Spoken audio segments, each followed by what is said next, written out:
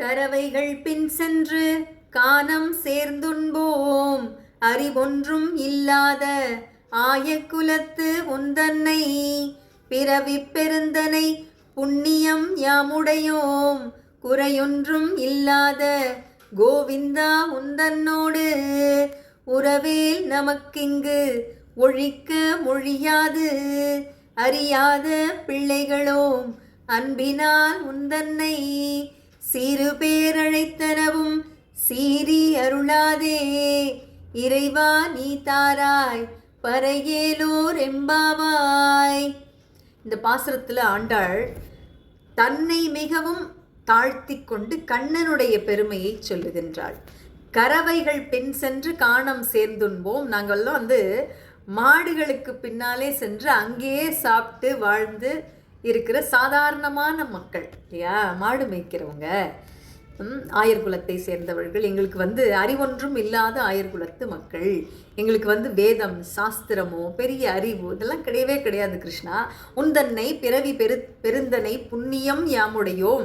அப்படிப்பட்ட இந்த ஆயர் குலத்திலே நீ பிறந்தாய். அந்த அளவுக்கு நாங்கள் ஒரு பெரிய புண்ணியம் பண்ணியிருக்கோம். குறையொன்றும் இல்லாத கோவிந்தா, நீ எந்த குறையுமே இல்லாதவன் கோவிந்தா. உந்தன்னோடு உறவேல் நமக்கு இங்கு ஒழிக்க ஒழியாது. உனக்கும் எங்களுக்குமான இந்த உறவிற்கே இதை யாராலும் எப்பவுமே பிரிக்கவே முடியாது. அழியாத, அதாவது அறியாத பிள்ளைகளானோம் அன்பினால் உந்தன்னை சிறுபேர் அழைத்தனவும் சீறி அருளாதே. அதாவது நாங்கள் விவரம் தெரியாத சின்ன பிள்ளைங்க உங்கள் மேலே இருக்கிற பாசத்தினால உன்னை கண்ணா நாராயணா அப்படின்னு பேர் சொல்லினா கூப்பிடுறோம், நீ எங்கள் மேலே கோவப்படாத அப்படின்னு சொல்கிறா. கண்ணனை நம்ம அப்படி தானே கூப்பிடுவோம், அவன் நிவன்னு சொல்லுவோம் இல்லையா. அப்படியெல்லாம் நாங்கள் சொல்லும்போது நீ கோவப்பட்டுறாத. இறைவா நீ தாராய் பறை. பறை என்றால் மோட்சம். இறைவனே எங்களை எல்லாம் மன்னிச்சு ஏற்றுக்கிட்டு எங்களுக்கு அந்த பறை என்ற அந்த மோட்சத்தை நீயே தர வேண்டும் அப்படின்னு சொல்கிறா. இப்போது நம்ம கூட படிக்கிற ஃப்ரெண்டு கலெக்டர் ஆகிட்டான்னு வச்சுக்கோங்களேன். எனக்கோ ஒரு நாள் ரொம்ப நாள் கழித்து அவனை நம்ம பார்க்குறோன்னா நமக்கு அவன் கலெக்டர் இல்லை இல்லையா, அவன் கலெக்டர். எனக்கு அவனை சந்திக்கணும் அப்படின்னா அவனை கூப்பிடணுன்னா ப்ரோட்டோகால்ஸ்லாம் இருக்கும்.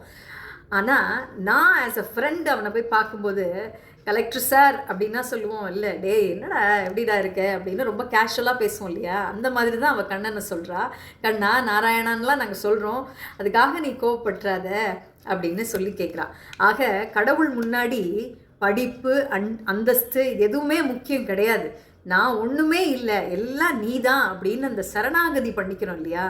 அந்த மனப்பான்மை இருந்தாலே போதும், இறைவன் ஓடி அருள் செய்வான். இதுதான் இங்கே ஆண்டாள் சொல்கிறா. ஆண்டாள் திருவடிகளே சரணம். நன்றி, வணக்கம்.